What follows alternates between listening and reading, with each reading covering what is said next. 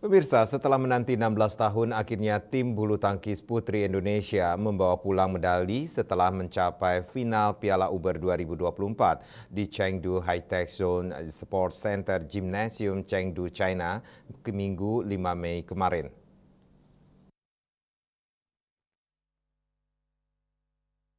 Tim yang dipimpin oleh pemain ganda putri Apriani Rahayu ini pulang dengan gelar runner-up dan medali perak setelah kalah 0-3 dari tim tuan rumah. Bagi tunggal putri Esther Nurumi Triwardoyo, pengalaman untuk bertanding di partai puncak sebagai salah satu penentu kemenangan Indonesia merupakan hal yang sangat membanggakan.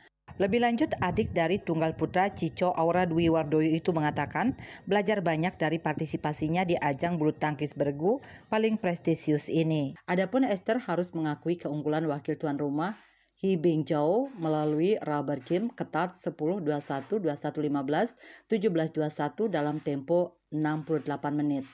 Mengenai jalannya pertandingan, Esther mengaku sudah memberikan perlawanan yang maksimal untuk memperpanjang napas Indonesia di final Piala Uber 2024. Meskipun berada dalam tekanan yang luar biasa karena dukungan tuan rumah yang begitu gemuruh di dalam arena pertandingan, Esther mengatakan dukungan dari tim Indonesia di belakang punggungnya memberikan motivasi lebih untuk merebut kemenangan.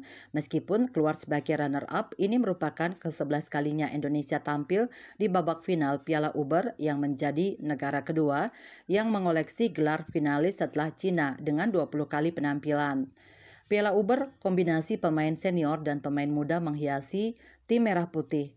Di nomor tunggal Gregoria Mariska Tunjung, Esther Nurumi Triwardoyo, Komang Ayu Cahyadewi dan Ruzana menjadi andalan.